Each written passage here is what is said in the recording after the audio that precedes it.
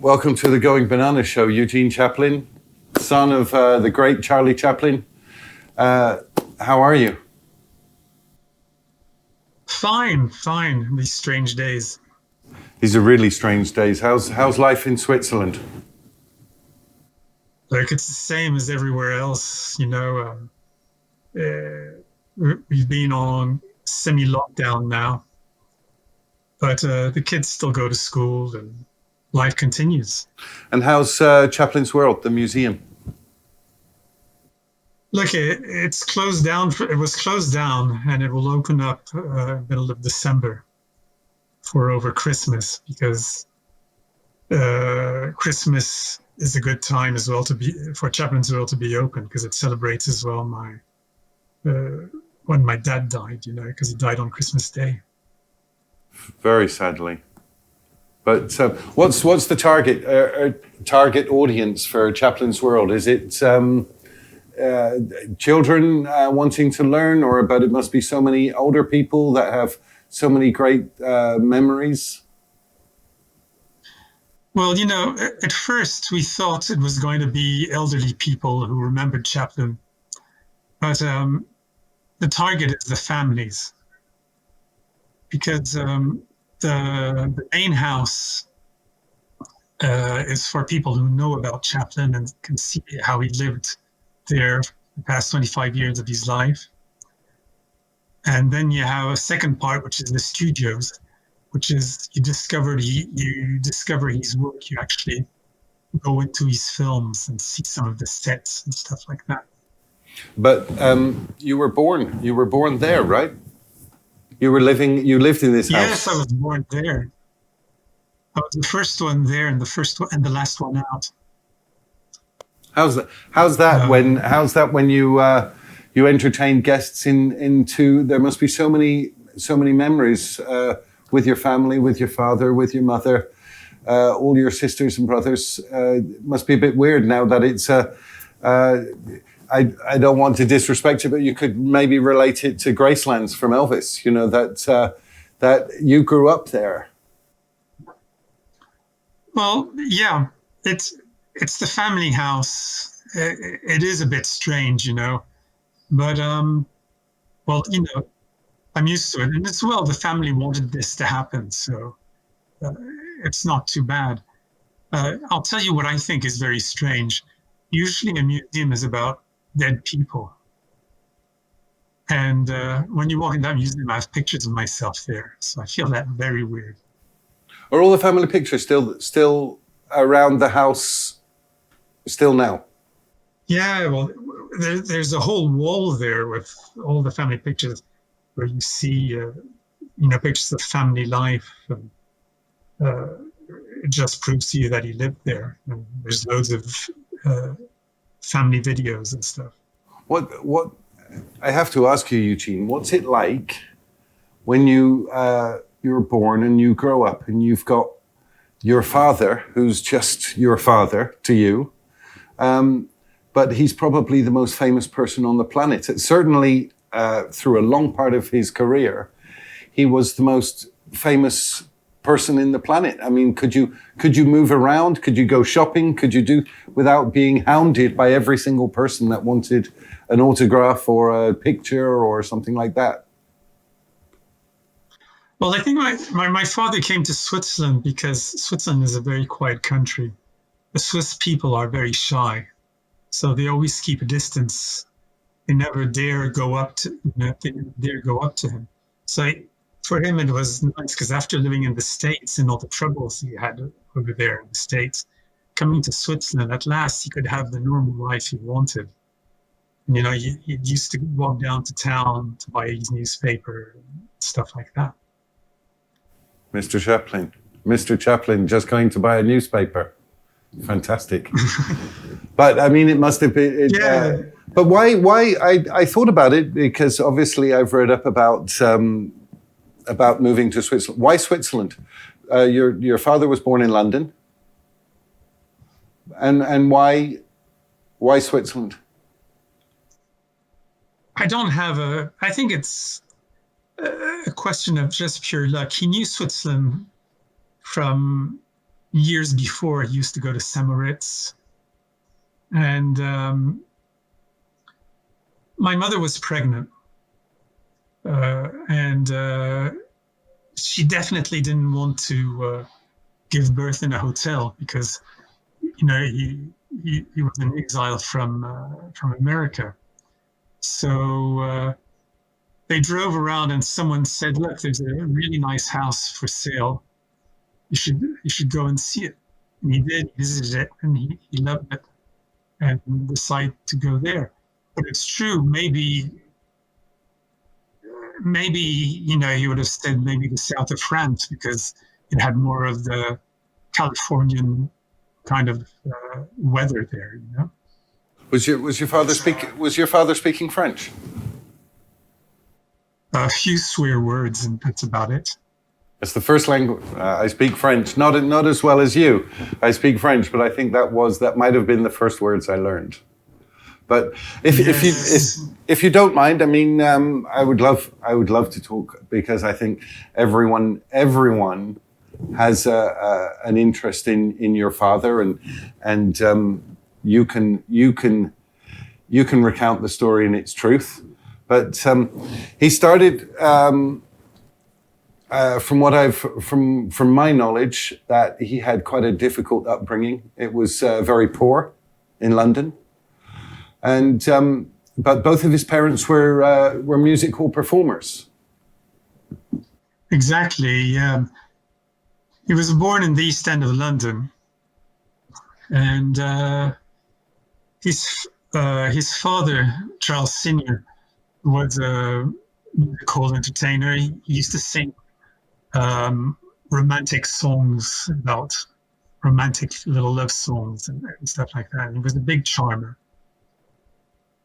And his mother used to sing songs as well. And at the age of 5, they divorced. Well, the father disappeared more or less because he had loads of girlfriends and hardly drank a lot. So anyhow, they broke up. So my father was very close to my mother, to his mother. And she had to fight very hard because she worked at night in the music hall, and during the day, she worked as a seamstress or a dressmaker and doing little jobs like that, trying to make ends meet to make sure that food would come to the table. And the story goes that one night she was on stage. My father was there in the wings playing around. He was about 6 years old. My mother started to sing a song, and then she had a kind of a tickle in her cough. And she couldn't get her breath back. So she couldn't continue the song. So my father saw her being in difficulty on stage. So he went on stage and finished the song. He was, I think, 7 years old.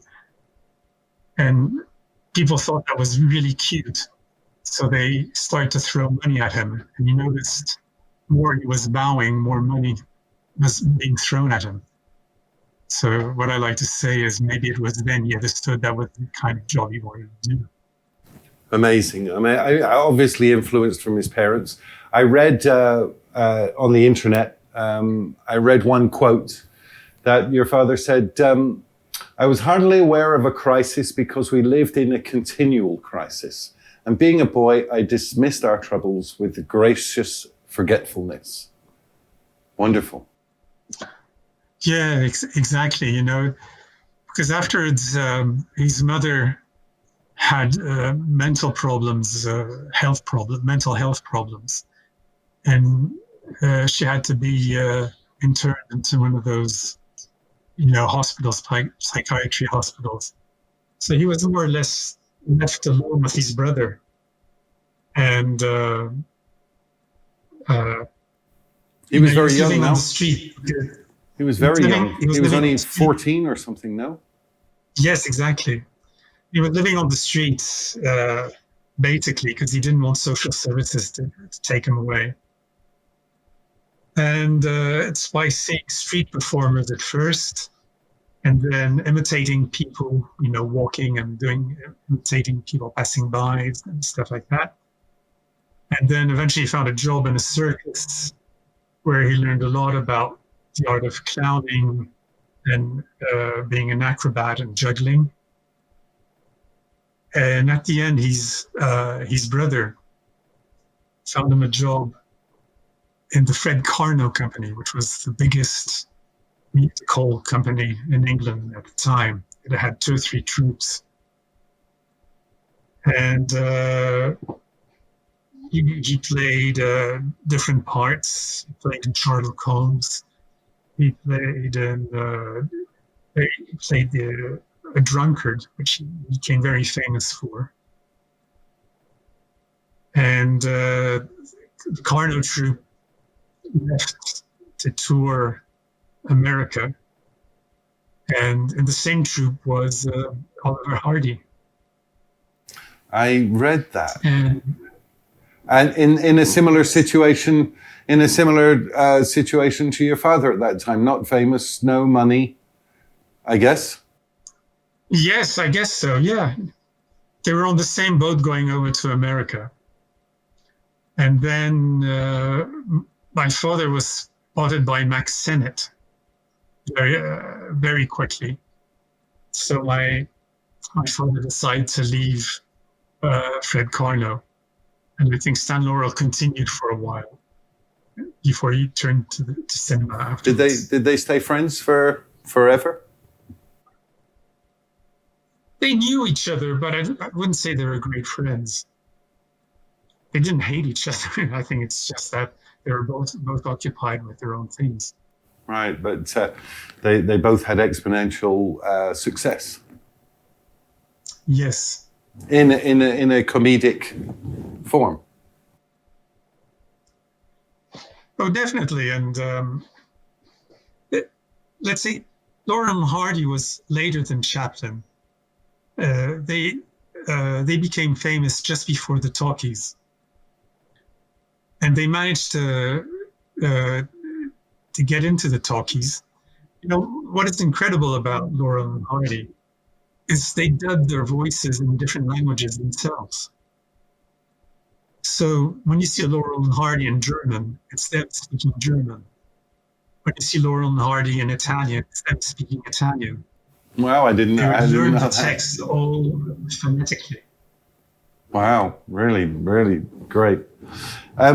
Where do you think that it was due to your grandparents or influence, or possibly your father's upbringing of poverty and having to survive? Do you think that's what created the tramp, the character of the tramp? There's a certain influence, I guess, but when he got his contract with Max Sennett, for weeks he wasn't working. They didn't call him. And suddenly in Kid Out of the Races, Max Sennett said, look, go and get yourself a costume and come and we will start to film you. So he rushed and he looked for a costume. So he took baggy pants because baggy pants always looked funny. He put a jacket on and he said the idea of the mustache was to make him look older because he was very young then.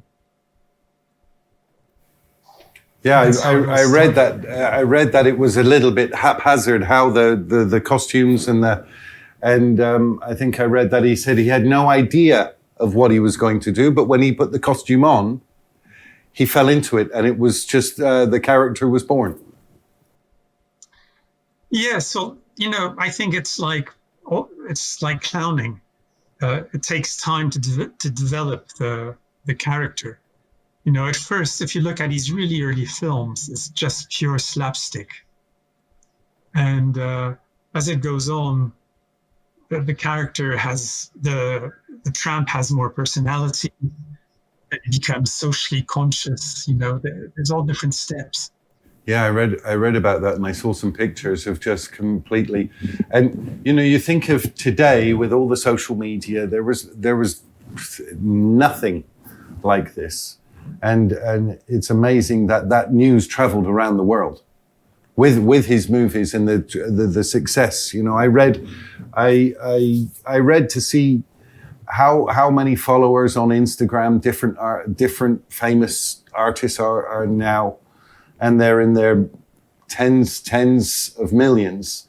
And I thought, I wonder how many Charlie Chaplin would have if he had that success today. Completely astronomical. Yeah, well, he's the little tramp is so universal. The art of pantomime is so great because you don't need any language. And it's just pure emotion, so it gets to people. And I know my dad was famous. You were asking me, did I know I had a famous dad when I was a kid?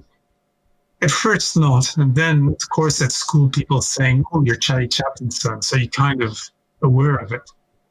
But I'm really taking conscience of it. It's now because 130 odd years after him being born, I'm here on internet talking about him. And that's completely extraordinary. And then, I mean, it was very quick that that Charlie Chaplin started actually directing and producing his own movies. Well, yes, I think he just understood that doing only slapstick wasn't enough. You had to take it a step forward. So he started to direct, and then started to write his own stories. I read somewhere I read that he's made 80 movies, but then he had a contract that he had to do a short movie. He had to do a different movie every week. And I wonder how much pressure, because here at Europa Park, I'm involved in with the shows, and we have deadlines and everything. And I can't imagine, with your father's success and expectation, how he dealt with the pressure of the deadline of a new show, which in show business and maybe in singing and in different entertainment, you're as good as your last movie, or you're maybe as good as your next one or your next performance. And I just wonder what was his character like to deal with this significant pressure? Because obviously there were a lot of money men, a lot of producers that were behind him, pushing him. And how could he have dealt with that creative process? Well, he understood very quickly that you're never better served than by your own person than yourself. And the minute he made enough money, which was very quickly, when he did these films with Max Sinnott, he decided to open up his own studios, and he built his own studios. And then he had his own team. He had his own team of actors. And that's how he managed to get the quality out, because he always worked with the same troupe. Yeah, it's great when you have this team around you and you trust them, and they know in which way you work. It's the same on a much significantly smaller level. It's the same as here in Europa Park, that we're putting our shows together, that when we rely on our sort of family team who do their part, and everyone trusts each other, and much the same. But the international pressure for your father must have been significant. Well, for him, he used to work. He would have a storyline. He would know what story he would want to tell, but all the gags were invented with his troupe by rehearsing and trying things out.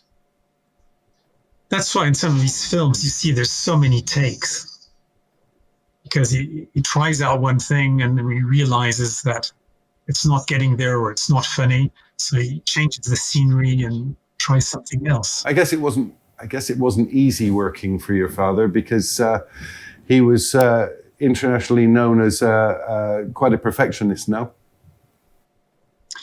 Well, he was a perfectionist. When you worked with my father, if you were an actor, you had no improv to do. He would tell you exactly what you had to do. He knew every part, every woman's part, and he would explain.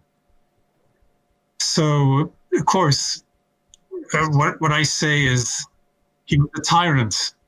Well, let's say if the end product is good, he's a genius. If the end product is bad, he's a tyrant. But it's on him. But it's yeah. Yeah, but when you say about the money, I read somewhere that which is still significant today, that he was earning $670,000 a year when he was 24 years old. That's right. Yeah. Amazing. I mean, how did he deal? Well, how did he keep his feet on the ground, having that immense wealth, but the pressure to keep creating? He never ever forgot where he came from. So he would even tell us. I remember the number of times he would say, "Look, you're so lucky to go to school." And I'd look at him and say, "Yeah, sure." He says, "Yes, you're so lucky. I would have loved to go to school when I was your age." Now I know what he means. Well, I mean, it's true. Rags to riches story, no? Which in many of his movies he portrayed this very poor character, just amazing creative mind. But by writing the music, writing the story, producing it, acting it, and basically acting for everybody else. No, it's a tremendous achievement. Well, he knew exactly in his head what he wanted, and it was the only way he could do it. But what I like to say as well about the Little Tramp, the success of the Little Tramp, and I say basically, the Little Tramp is you, it's me. Everyone has a little bit of the Little Tramp in them. So when you see a Chaplin film, you recognize yourself in it. But then I also he with some other notable stars, Douglas Fairbanks, and he started the United Artists, which is still going today. Where I think we've just passed the 100-year anniversary of the company now. Exactly. Well, it's a natural continuation of his theory. He wrote, he composed his music, he had his own studios, and he didn't want to be under the thumb of distributors who would say, your film's too long or not long enough, or whatever critic they had to do. So he founded United Artists with Douglas Fairbanks and Fairbanks' wife and W.D. Griffith. But great, it must have been difficult to do in those days. I mean, it's difficult to do now, but in those days, it must have been quite a challenge to do, because a lot of people wanted him to have done that, right? Because they lose their star, they lose their big money. It's true. No, it's true.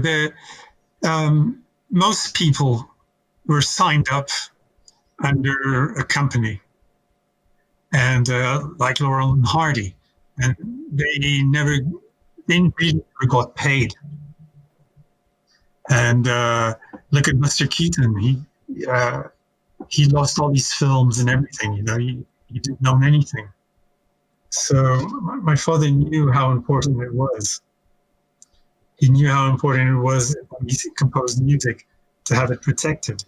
Yeah, fantastic. I think actually we, I did an ice show in London last year in Hyde Park.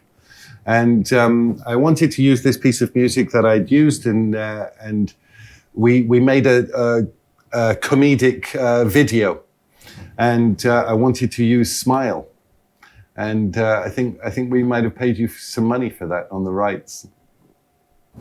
I'm sure. No, but fantastic, fantastic. I was so happy to have done it, really, because the music is so emotional. It told the story that I wanted to tell. It can be interpreted in different ways, and it was. I mean, some of the music your father wrote was very, very clever and totally emotional. Well, he was the first person who understood the importance of music with film. Before you had a pianist who would just kind of improvise. And he hated it because he thought it took the comedy away or the emotions away, distracted the emotions away. So, he started to write music, and composers at first, when they looked at Chaplin's music, were saying, but this is ridiculous because it's not logical. It goes from one rhythm to another. It's not professional. But once you see the music with a picture, he was composing his music to the picture he was looking at. Yeah, beautiful. So it suddenly made sense. It's an obvious thing now, but at the time it wasn't. Was he? Could he play? What instruments could he play? Like, he couldn't read music, but he could play piano. He played the violin and accordion. Right. So he could give he worked with the writers. Well, I remember him composing for his early films, because all the music of his early films were composed later. And my mother was at the projector, and we had the film in 16 millimeter because there was no video at the time. And my mother would switch on the film, like, let's take the Circus. She'd put on this, she'd start the film, the Circus, and he'd start playing. Okay, he had a kind of idea what he was wanting, but he wasn't sure.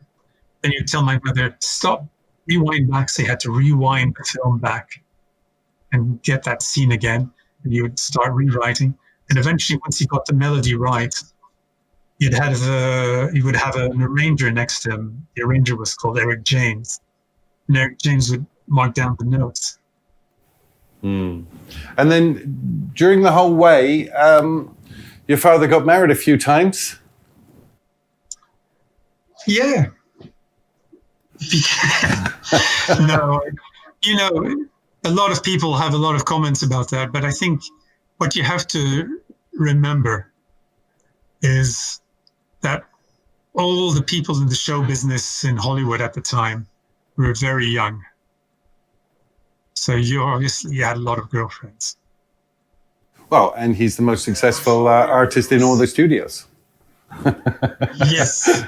Well, I think everywhere you go, it's the same. No, he got married 4 times. The first times, well, I guess the 3 first marriages didn't work because there were actresses. And it's me guessing, because he never said anything to me, but I'm guessing there are actresses. And when you're doing great films and all, the actresses want to be in your film. And suddenly he would look at someone else saying, no, this other person will be better for it. And I don't think that would go down very well. Right. So he didn't really talk to you about those his previous wives? No, not at all. For him, the past was the past, and he never talked about the past. From what I read, that your mother with your father marrying, it seems like one of the greatest love stories ever. That he obviously met the perfect soulmate, true partner for him, no? Yes, well, he met my mother by pure chance. She's the daughter of Eugene O'Neill, you know, the playwright. And Nobel Prize winner. Nobel Prize winner, yep. And she was beautiful. She was absolutely beautiful. And it just clicked. And she didn't want, well, before meeting him, she wanted to act. Then she gave up acting because she was happy with my father. And, you know, she was a real sunshine. She was full of warmth. She was very pretty. And most of all, very intelligent. I also read about your father saying, as I live with Una, the depth and beauty of her character are a continual revelation to me. It just sounds much deeper than he was very emotional about how your mother always amazed him. Yeah, well, you know, the story I tell is my dad's life is in three parts. The first part is it's him being a young boy trying to survive, really just surviving. Then the second part is America, and it's focusing on his career, working very hard, and obviously getting the success. And the third part is meeting my mother. And what is extraordinary is a man who was so focused, who knew what he wanted exactly, and was so difficult and hard on himself. When he met my mother, suddenly he changed completely, and he couldn't do anything without her. So when he wrote his autobiography, she read it, and she was giving her advice what to change, or, you know, what. Great just give her opinion about things. Great partnership. Yes, she should give her opinion about the music he wrote. I'm wondering why she helped him. I'm sorry. I wonder. There's quite a lot of controversy about your father, about the FBI seem to accusing him of being a communist sympathizer, and it seemed like the FBI wanted to bring him down. No, it's by extraditing or not extraditing him, they've just refused his visa. Is that right? Well, you know what happened is, by the way, it's the 80 years of the Great Dictator. The reason I'm saying that is when my father wanted to do in 1938 the Great Dictator, he got death menaces, and the American government really lay into him, trying to stop him from making such a film. And he financed it himself and made it. I'm saying that's why that was part of the problem. The other problem was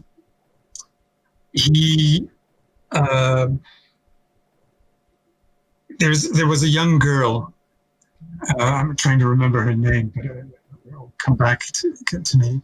Who went to the papers and said she was pregnant, and the father of her child was my father.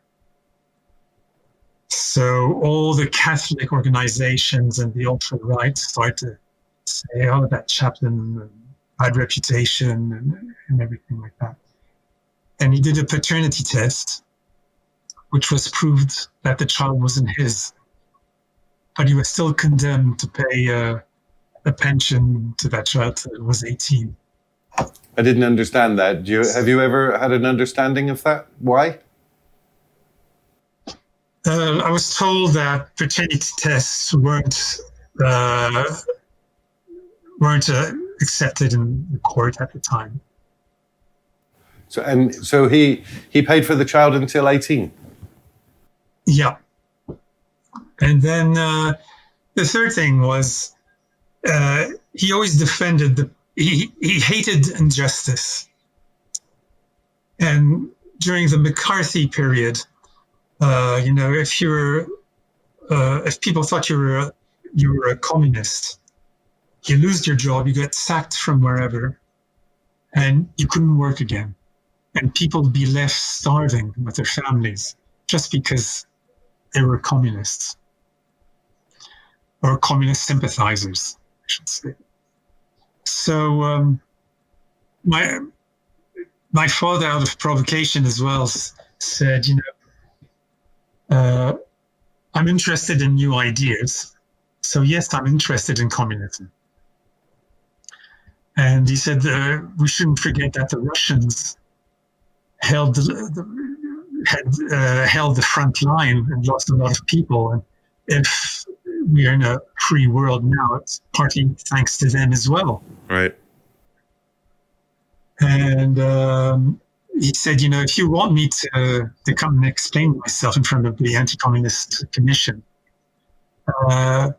please, I'll come and explain myself. But they never did. They didn't invite him. So another factor as well is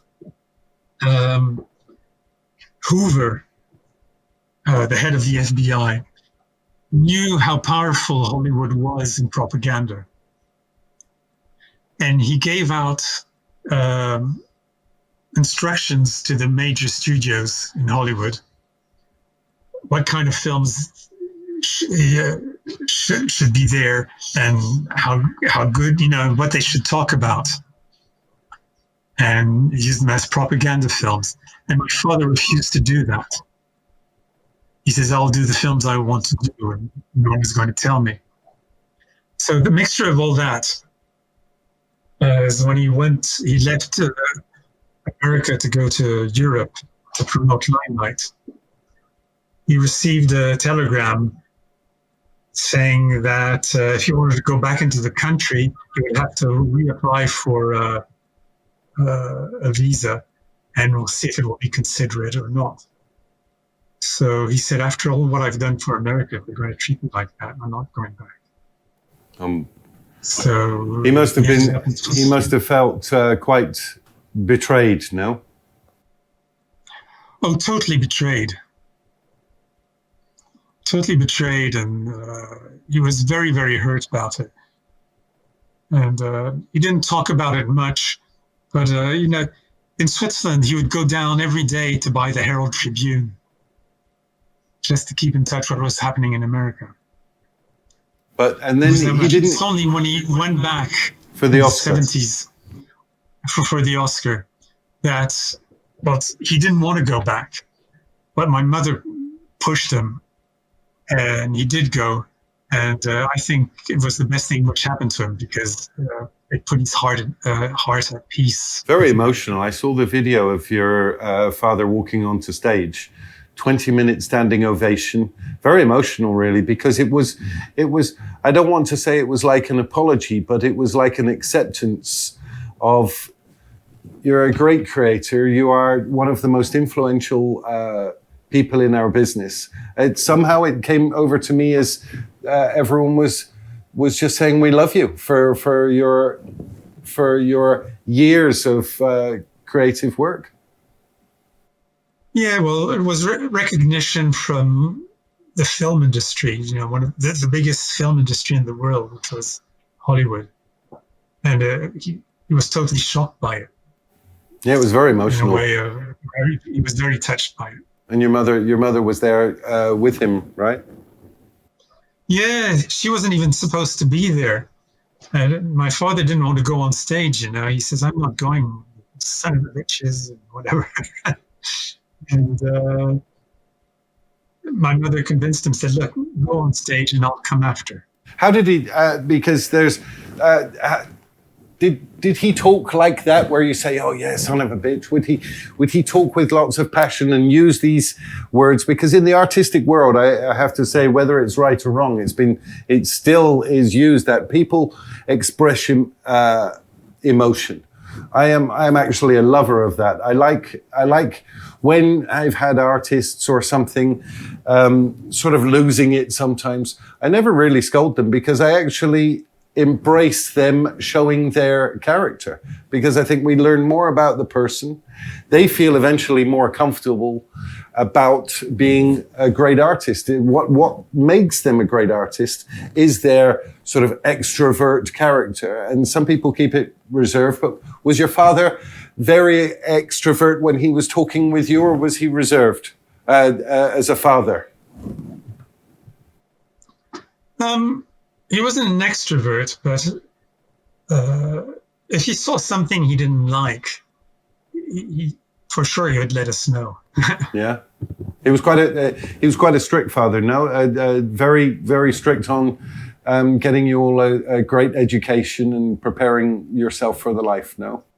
Well, he was strict on discipline, and he had these morals. You know, we weren't allowed to play with water guns inside the grounds. We weren't. He had full of things like that. He never had a German car. He always bought Italian cars or English cars, stuff like that. It's that because of the last World War.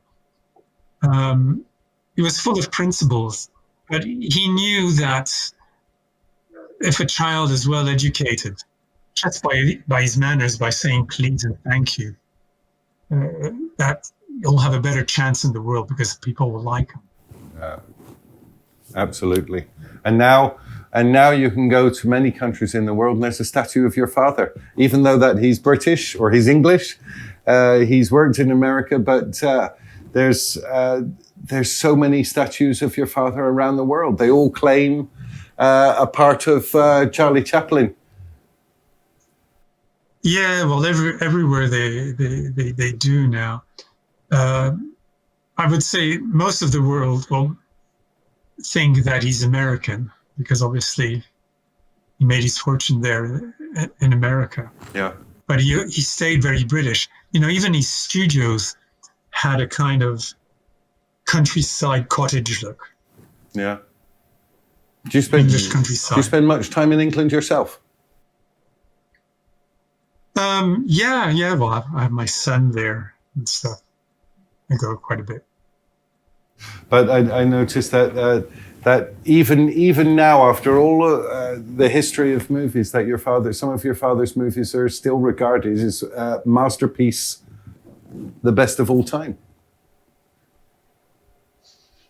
Well, you know, I believe that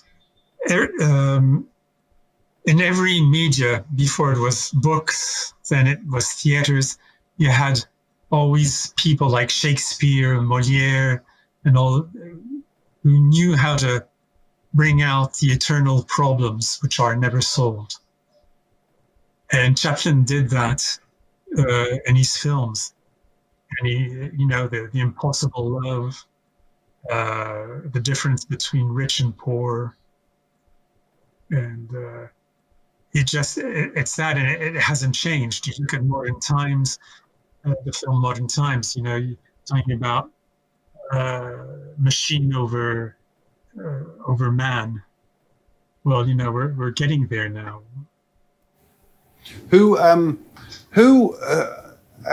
Because I've had some experience with working with intellectual properties of doing shows, and I have to work with the IP holder. Who controls the Charlie Chaplin rights brand now? We do. And who? All of you. Basically, we have an office. We have an office in Paris. What we did is we leased the films out to a distributor because this distributing the films is a work of its own. So MK2 does that for us. But if not, all the copywriting of music, the copywriting, we have the copywriting of the image. We look after ourselves.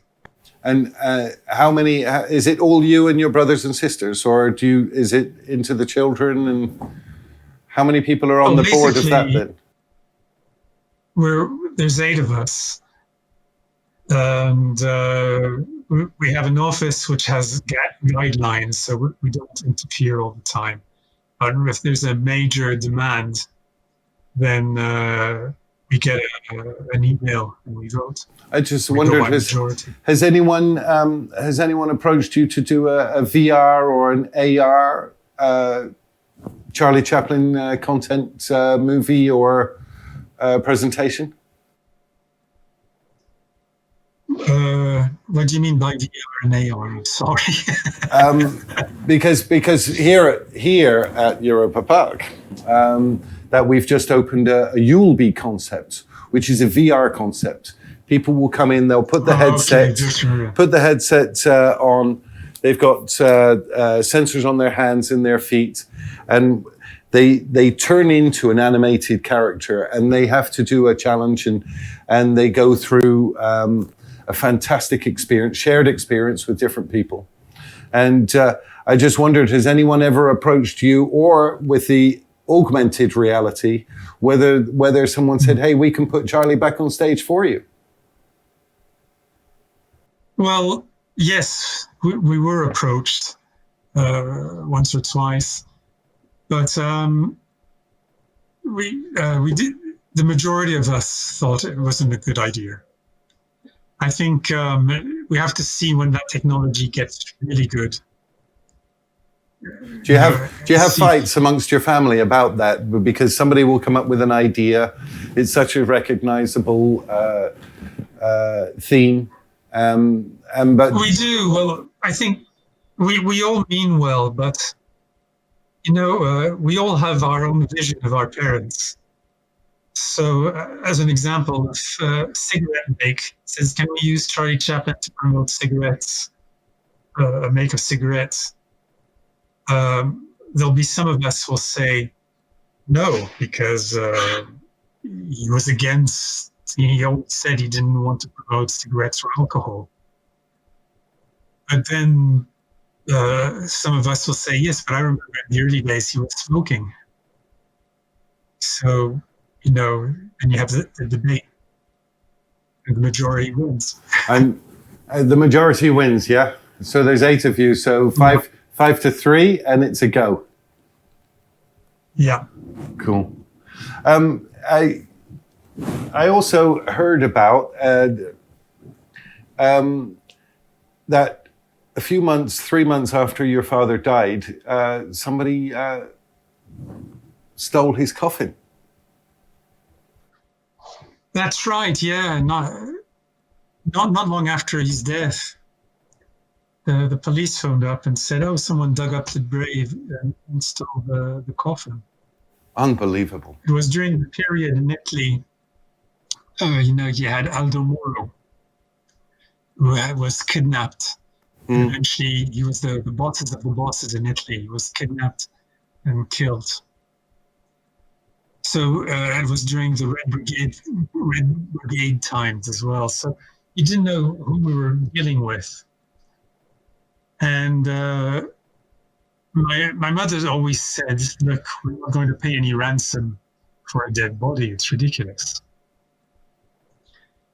It went on. The people came. First, we had to identify the people because it's what I thought was shocking is there was a lot of people phoning saying, "Oh, we want so much and we'll give the body back."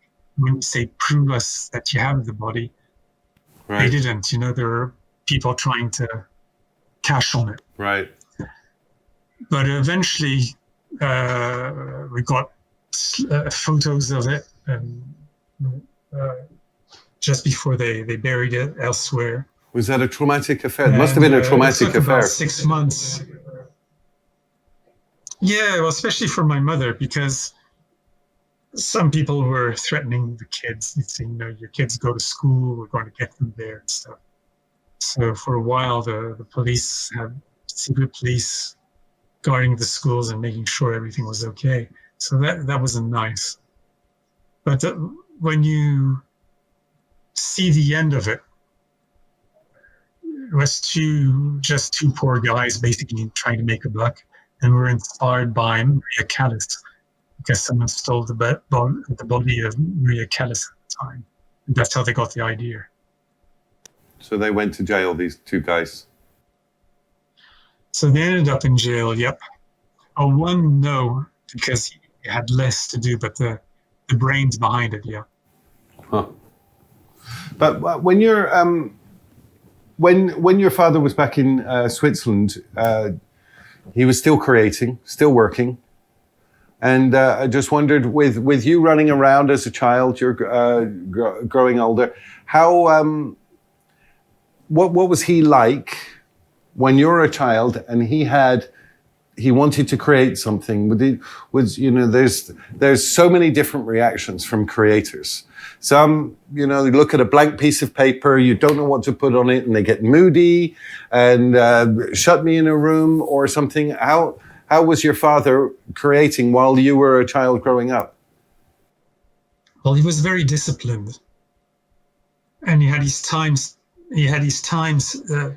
To work, and then gave him free times as well. But basically, his routine was around 8 o'clock, he would have his breakfast with my mom. And by 9 o'clock, he would lock himself in the library. Well, not lock himself, all the doors closed in the library. And he would do whatever he was doing then. And then at 11:45, he would come out, have his lunch. Around 1 o'clock, go back, continue what he was doing. 5. And that's it. And the kids don't go in the room while your dad's working? Well, basically we were at school at the time, so it was during school time, so the house was pretty quiet. And during holidays, then we had to make sure not to make too much noise in the house. Right. Well, it's beautiful, beautiful home now.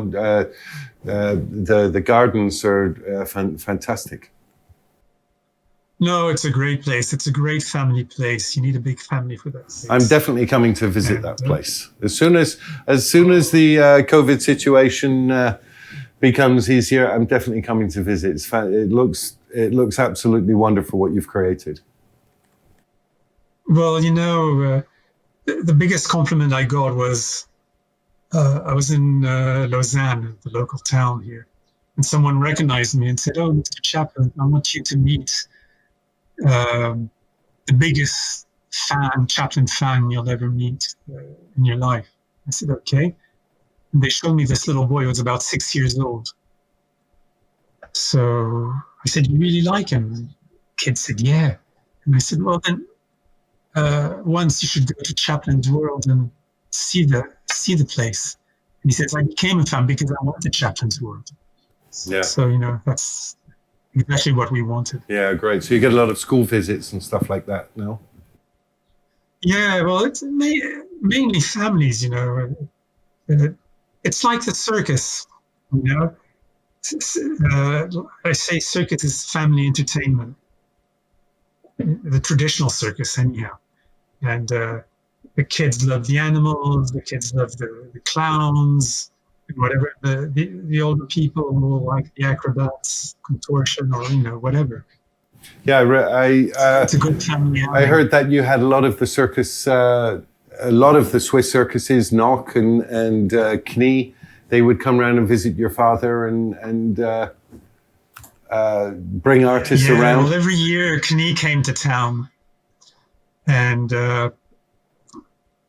we would go out. It was always a big happening. The whole family would go out, and the staff of the house was invited, and we would go and see the Saturday evening show there. And then after the show, he invited all the artists back at the house for a drink. Very cool. Great for you. Great. How old were you in those days? Look, as young as I remember. I was a very I was a very shy boy, and to me, going to the circus, I was always amazed to see all the different acts and actually meeting the people afterwards and realizing that they're not superhumans. They're really just down-to-earth people was a great lesson. But you had a And lot of that's why I love you the had a circus lot of so much. but a lot of famous, very famous people at your house visiting. No. Oh, sure. Yeah. Well, our next door neighbor was James Mason. We had Noel Coward, who lived not too far. In Montpellier, you had Charles Lindbergh. There was quite a lot of people who lived around. You've lived an extraordinary upbringing with these mega famous people. Just coming round for a coffee, or a cup of tea, rather. Yeah, some people. There's a famous Swiss French actor called Michel Simon, who played in the film Vieil homme et l'enfant, different films. The doorbell rang and he was there, and he says, "I'm here to see Charlot." He says, I'm not invited, but I'm just passing by to say hello." And my father came down and greeted him. He stayed at the house. He stayed an hour at the house and left again. We had surprises like that. Great, really. One thing, Oleg Popov told me that he was in Venice with his show, and he read in the paper that my father was in Venice too, in whatever hotel it was. So he went to that hotel, and he said, I want to see if Mr. Chaplin could see me." The concierge of the hotel said, "I doubt it." And he insisted a bit. So the concierge phoned up, and my father said, "Who is it?" And he said, "It's Oleg Popov. He's a Russian clown." So my father said, "Oh, if he's a clown, I'll come down." And that's how they met. Wow, wonderful. Sadly, Oleg Popov's no longer with us. He worked with us, I think, about 7 or 8 years ago. He worked with us. Lovely, fantastic. Yeah, well, I was very honored to be in the audience when he came back to Russia in Sochi. Yeah, wonderful, wonderful man. Also a great accomplishments throughout the world. Yeah, no, he's sweet. I met him years back. I invited him to a comedy film festival in Switzerland, and it was still during the communist days. And I said, I'll ask Popov if he wants to be part of the jury, and he accepted. And I went to pick him up in Zurich, and he was delayed, and because they couldn't find his luggage. And he came out and he said to me, well, I had a translator with me because I don't speak German. I'm speaking in German. He said, my suitcases haven't arrived. They've kept my suitcases, but it doesn't matter because they don't have my soul. But was this with all the people coming round and your father's connections? Is what brought you into supporting Circus so significantly as you've been doing? Well, yes. Well, I'm from the theater. My real job is I'm a stage manager, and I stage managed for a while. Then I went off to becoming a recording engineer and stuff like that. And then there was a festival, a circus festival in Lausanne here in Switzerland, where every circus in Switzerland was there. And I got a phone call and someone said, "Do you want to be part of the jury?" And said, "We're missing one person." So I don't know. They must have looked up in the phone book and said, "Oh, well, let's ask him." So I went there, And next to me was this lady in a big fur coat, dark glasses, and smoking a cigarette, and looked like a real tough cookie, you know. And I thought, oh dear, how am I going to get along with her? And it was Mrs. Knock. Mm-hmm. And I realized she had a great sense of humor, and we became friends. And not long after that, she phoned me and she said, look, our artistic director has left our circus. Do you know of anyone? And I said, yeah, sure, me. She said, do you really want to? I said, yeah. So that's how it all began. How many years did you direct with Nog? 8 years. You directed the show and then you sent it on its tour, or did you tour with it? I toured with them, then I would do the promotion. Tremendous. But Circus Nog was very successful in those days, no? Yeah, no, it was good. You know, it was the second biggest circus in Switzerland. It was certainly the oldest circus in Switzerland. But I liked it because it had very nice family values, you know, and it was very good, and their shows were good. Yeah, very, very sad it's no longer touring. I know. Yeah, Circus is not. It's in a difficult situation, but you also did a festival in Canada, no? Yeah. Well, what happened is a town in Canada did a small circus festival there, and asked me if I wanted to go over and see it. I said okay, and it was held in a skating rink. Ah, my world. And it was with three rings, you know. And at the end of the festival, I just said to them, look, if you want me to comment on what is good and what is bad, since I have a little bit of experience, I can help you. And they said, okay, they were open to it. So the next year I got more involved with it, and eventually we got a tent, and it worked really well until it's always the same problem, you know, that you're famous abroad. The festival did really well abroad, but unfortunately the local authorities didn't think so, so they stopped financing it. I thought for the first few years it was the EUGENE Chaplin tent, no? That's right, yeah. It was very successful in the beginning, I read. Yeah, no, we had the best, really very nice shows. It was very big. Can you imagine you had an orchestra of a 22-piece orchestra? You blew the budget on that. No, not at all. Totally free. It was a local band. Oh, great. But is this what... The idea was as well to have good artists, but it's to get the young people involved as well. But there's quite a lot... your sister has her own circus in France, no? My sister has a show called the Cirque Invisible.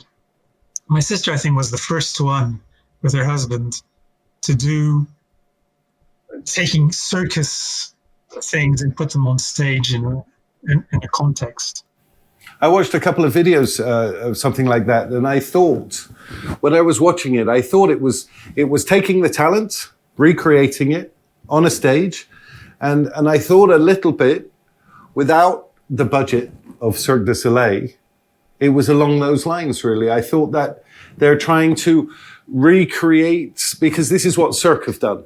Cirque du Soleil took the talent and then they recreated it basically on a stage. I know they've toured a lot in tents, obviously, but they're fixed buildings in America. Okay, it's exponential budget. But I thought something a little bit like that. Your sister's show with her husband that had that same concept, taking the talent and recreating a show incorporating their talent. Yeah, so they just basically it's the two of them, you know.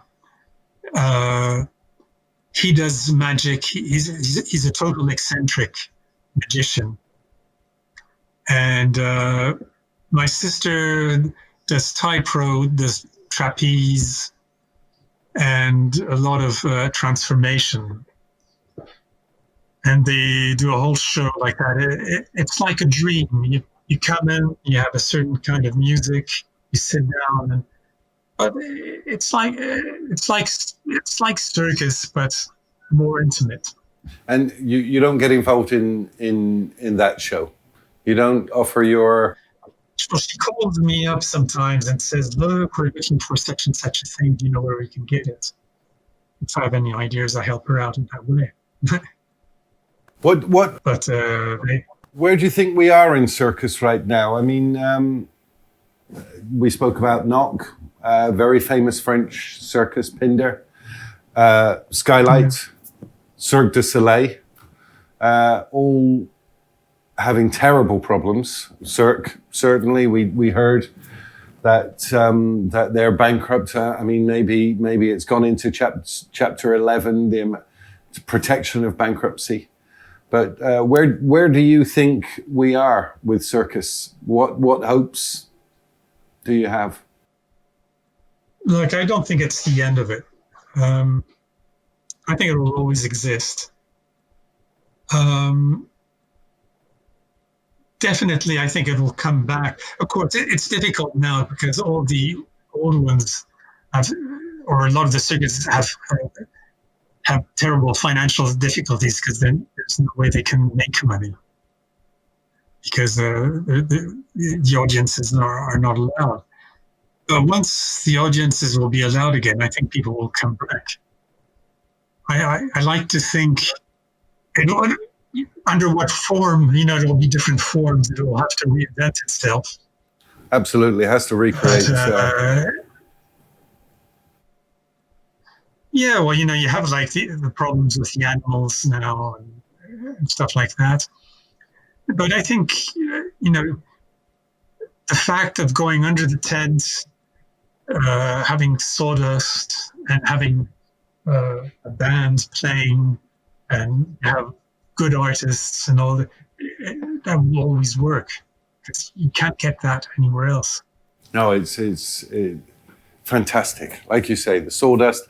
I was going to say the smell of the animals and the elephants and everything was beautiful. Of course. Are you? Ideally. Did you support or not support animals in circus? Oh, I support it completely. I think personally, I think the problem of the animals in circus is taking the wrong way around. I understand what the people are trying to say, but I think they should fight more. I think countries like India have to do more to extend spaces for their elephants and for their tigers. I think in Africa too, it's not the few animals which are in circuses now which will change the problem. But you have quite an influence on the circus world. You're in a normal year. How many circuses or a lot of circus festivals? That's how we first met. And we were both on the jury in the Moscow Circus. Had way too many drinks in the hotel after. I think we stayed up till four or something. Is a killer. Yeah, but you have a lot of influence. But where do you think the problems are? Because I don't have any experience with circuses in India or where do you think where we can help it? Well, basically by going to it, there's no. I think the people have to come, but we're living a world where there's a world of entertainment where there's so much. There's films, there's television, there's just so much happening. Streaming. Theater, music festivals. Yeah. Whatever. And, it's like when television came out, they were saying, oh, that's the end of cinemas. Well, it's not true. The TV lived alongside films. I think people are saying now this is the end of circus. But I think what a circus person said to me, and I think it's so true, we're talking about traditional circus and modern circus. And I think there's no traditional circus. I think the circus has to be original. And that's part of the artist's problem. How do you feel when you're on the jury and an artist comes out dressed as Charlie Chaplin? How do you feel about that? You must have many occasions where you see an artist take the hat, take the baggy pants, take the cane, and use some of your father's music. How do you? Because it's like, that's my dad. How do you feel? Pride, or do you think it's not doing my father's name legacy justice? How? Like it's doing it does justice to my father, of course, but I'll never compare him to my father. I always say there's only one Chaplin. That's for sure. One little tramp. But I don't mind if a circus artist uses a little tramp and adds something to it. It's great. You have to come back and you have to come when the COVID restrictions. I would very much appreciate that you come to see all of our shows here. What I like about the theme parks is their shows. And I think it's nice having different areas with different shows. And, they last, I like the format of 20, 30 minutes. And that's it. Yeah, no, I like it like that. I've seen I've met with some owners or directors of different amusement parks, and their philosophy is not the shows and entertainment, but the big roller coasters. We are super lucky here that the Mac family love it. And I know it's freely given, so there's a significant cost involved. But it's... I always remember this one CEO of this park, which I won't say, and he said, I don't see the financial reimbursement. I don't see for the shows. And I said, well, it's in the satisfaction of our guest. That's important. That's why we have many guests that only come to see the shows. That, of course, the core business is, well, it's the theming, it's the gardening, it's the family, it's the experience you have. But certainly, we have a lot of followers just following our artists, following our shows. Every year we're changing, updating. And I'm lucky for that, to be working here. I think the roller coaster rides and all that is fine when you're young. But if I go on them, my stomach will turn upside down, so I prefer the shows anyhow. Yeah, we've got some rides that you cater for both. We've got some rides that you'll appreciate the story, that you will love. But it'll be my pleasure to invite you next time. But I would like to say I met with Roland several times, and I must say, he's done a lot for the circus. You can see he has that love for the circus. Personally, I really appreciate it. I think that I appreciate that. My personal opinion is that Roland Mack would have succeeded whatever avenue he chose. But I think one of his decisions could have been circus. He's a very firm advocate of circus. Friends with a lot of different circuses both in Germany, in Switzerland, in France, and has. I think he was recognized. He was on the jury of the Monte Carlo Circus Festival, and I think that was in somehow recognition of his commitment to circus. Obviously, the Mack rides that we used to make the wagons for circus. So I think Roland has a very fond memories of his experience with circus people. And the circus people are very grateful to him because most of the artists have been working in Europa Park, you know, Ushmahoosh and all that. You know, every year, the last show, or the last week of the tour of the Knox was in Lucerne. And there was a big gala for, I forget his name, you know, the circus priest guy. I forget his name. Father Heller. Father Heller. Yeah, for Father Heller. And every year it was held under the tent, the Knock tent. And they used the Knock show and they mixed it with the Europa Park artists as well. And it was absolutely marvelous. Yeah, he was a super support to all the circuses. Big support to Europa Park. Very, very close with Roland Mack. And that's right, yeah. We were lucky that he was always with us. And every time I go to a circus festival or something, somehow Farah Heller comes walking around the tribune and he's there. Big support, loves it.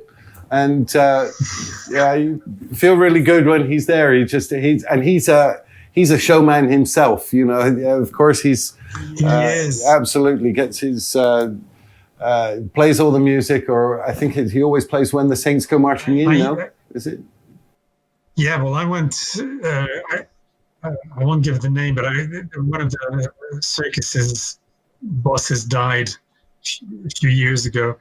And he was the priest doing the funeral, and it was going on about, you know, he had this life, he had that life, and whatever. And suddenly, he picks up his clarinet and he starts playing a piece of music. That's. And after puts his clarinet down, and he said, "Well, let's continue." Jesus said. Yeah, no, great. I mean, great showman. Not your traditional Farah, but embraces everybody and embraces this sort of artistic world, which is sort of sometimes in some way controversial because we embrace people's creative controversies on stage even. And he supports it all. So it's really, really pleasure to know him. And he was amazing with all the contacts and all. You know, I have a friend who is an artist. He's French. And I made him play at Knox on the last show. Because the idea behind it, I said, maybe I can please the Knox and can get a contract for the next season. And Father Heller was there. And Father Heller loved him so much that he got so many gigs after that. It was amazing. Yeah. No, well, we're very lucky to be in a great industry where we get to meet some wonderful people with big hearts. I mean, that's the creative mind, no? That we are maybe a little bit over the top sometimes. Maybe we show great emotions, but I think we're all fortunate to be in such a great industry. Yeah, I personally think that people want to be entertained. They don't want to think. They want to forget about everyday problems. They just want to have a nice evening. And these shows, you know, do that. Yeah, no, brilliant. Eugene, honestly, it's been the greatest pleasure for me to listen to you. You've got yourself have got such an interesting life. I think maybe we've covered 2% of it, maybe. And we've covered, spoken about your father, which is truly one of the all-time greats and will be remembered forever. And I want to really, truly, sincerely thank you for coming on this show, sharing your insights, sharing your committed support to the industry. And next time I would be very happy to invite you to Europa Park and we can have a nice dinner and enjoy the experience of the whole resort. I'd love to. Look, the moment it's open, I'm over. Yeah, No cool. problem. And with the kids, everyone in the family Yeah, can yeah, enjoy of it. course. So cool. Oh, they wouldn't let me go on my own. No, but I thank you. I thank you very much for being on the Going Bananas show, and it's been truly my honor to listen to you and talk with you. Look, Ian, you did a great job. Thank you. Well, thank you very much.